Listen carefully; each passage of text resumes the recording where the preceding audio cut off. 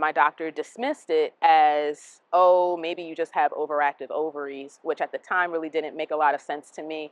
And he said, let's just wait and see. Let's just wait and see. Words Tennille Bruce can't shake. She's part of the 70% of women that will develop uterine fibroids in their lifetime. But by the time she was accurately diagnosed, my fibroids grew to the size of a 6 to 9 month pregnant belly. That's what I was working with. Fibroids are tumors that grow in the wall of the uterus, and though they are not cancerous, they can be incredibly painful, causing heavy menstrual bleeding, anemia, increased urinary frequency, and fertility issues. Black women, unfortunately, are disproportionately affected by uterine fibroids. That 70% gets bumped up to about 80 to 90%.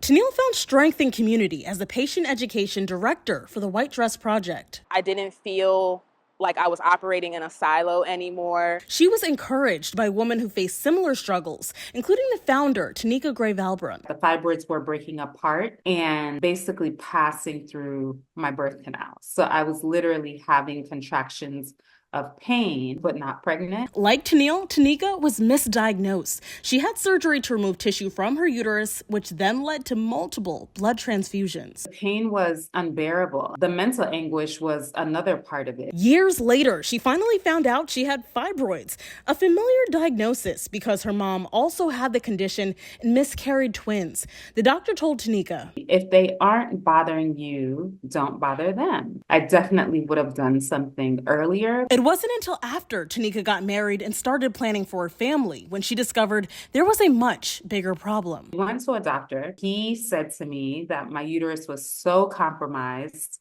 that I should save my money and get a surrogate. She had another surgery, this time to remove 27 fibroids. It's very similar to a C-section, a hip-to-hip cut, open, and they took out the fibroids that way. The recovery was gruesome, but it also gave birth to the White Dress Project. I realized I didn't have any white clothing. I didn't have any white towels, light colored sheets, like nothing that I couldn't camouflage blood. For the past decade, the nonprofit has pushed for research, funding, and legislation. With the prevalence, I just couldn't understand why we weren't doing more. I want to do something for people like me. Cara Burnett, WMAR 2 News.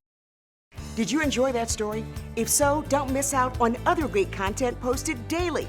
Subscribe to us by clicking on that circle and start watching the latest news and weather right here on YouTube.